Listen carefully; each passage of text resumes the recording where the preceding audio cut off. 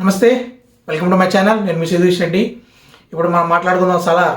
ఇందాకే రిలీజ్ అయింది కదా సెకండ్ ట్రైలర్ గురించి. పెద్దగా నాకైతే అంత గొప్పగా ఏదో ట్రైలర్ 2లో లేని ట్రైలర్ 1లో లేని స్టోరీ ట్రైలర్ 2లో చెప్పేసారండి. ట్రైలర్ 1లోనే క్లియర్ కట్గా ఆ స్టోరీ ఏంటి, అదేంటి, ఎలా ఉండబోతుంది అనేది క్లియర్ కట్గా చెప్పారు. కాకపోతే అక్కడ ఒకే ఒక ప్రాబ్లం అంటే ప్రభాస్ గారు కొంచెం గ్యాప్ టైమింగ్, ప్రభాస్ గారు రావడానికి కొంచెం టైం పట్టింది. ఈ ట్రైలర్లో ఫుల్ ఫ్లెజ్డ్గా ప్రభాస్ గారు ఉన్నారు. అండ్ యాక్షన్ సీక్వెన్స్ గురించి మనం ఎంతైనా ఎక్స్పెక్ట్ చేసుకోవచ్చు. మీరు వచ్చి రండి, మిమ్మల్ని కంప్లీట్గా సాటిస్ఫై చేస్తాను అన్నట్టు ప్రశాంత్ నీల్ గారి ట్రైలర్ 2తో ఇంకొక కొంచెం హింట్ అయితే ఇచ్చారు ఆడియన్స్కి. అండ్ యాజ్ ఆఫ్ నౌ నా ఉద్దేశంలో కేజీఎఫ్ లాగా ఇది కూడా third person point of view నుంచే స్టోరీ చెప్తారేమో అనిపిస్తుంది.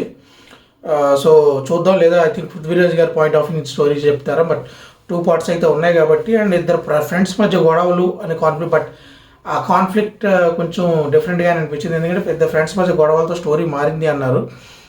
మేబీ అది పార్ట్ 2కి లీడ్ అయ్యి ఉండొచ్చు, లేకపోతే వీళ్ళు ఆల్రెడీ గొడవ పడి మళ్ళీ అతని కోసం అతను ఇబ్బంది పడినప్పుడు ఇతను రావడానికి ఒక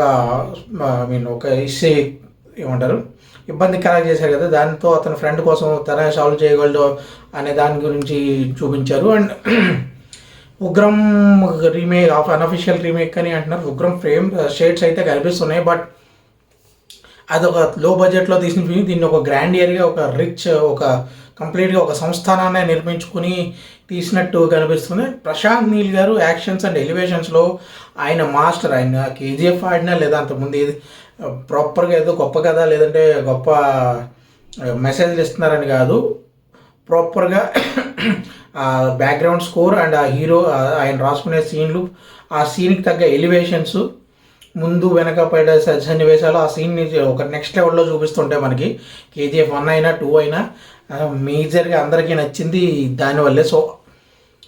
సో అదే ఎక్స్పెక్ట్ చేసి వెళ్తారు జనం కూడా. సో ఆ ఎలివేషన్స్లో కొంచెం క్లిక్ అయినా కూడా ప్రభాస్ గారు బాహుబలి తర్వాత ఉన్న క్రేజ్ నెక్స్ట్ లెవెల్. అది మధ్యలో 2-3 డిజాస్టర్లు వచ్చినా కూడా ఆయన క్రేజ్ అయితే నెక్స్ట్ లెవెల్. అండ్ దీనికి తోడు పృథ్వీరాజ్ సుకుమారన్ గారు కూడా తోడయ్యారు కాబట్టి, అండ్ దానికి తగ్గట్టుగానే అందరు ఆర్టిస్టులు ఉన్నారు. అండ్ శృతి హాసన్ గారు, ఆయన తెలిసి ఆవిడ లాస్ట్ హీరోయిన్ కింద చేసిన 2 తెలుగు సినిమాలు Walter Veerayya and Veera Simha Reddy block బస్టర్లు, అంతకుముందు కిక్ కూడా బ్లాక్ బస్టర్.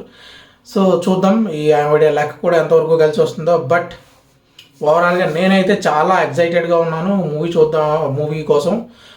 ఫస్ట్ డే చూసి రివ్యూ ఇస్తాను.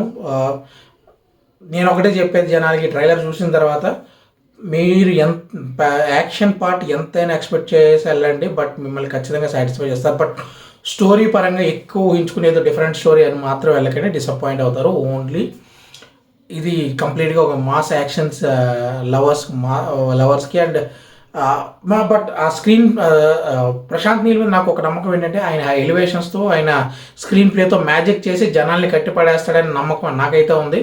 సో ఇంకెంత మంగళ బుధ గురు 3 రోజులు ఉంది మధ్యలో, ఇంకా టికెట్స్ కూడా ఓపెన్ చేయలేదు. దానికైతే నాకు పొద్దు నుంచి బీపీ రేజ్ అయిపోతుంది చాలా.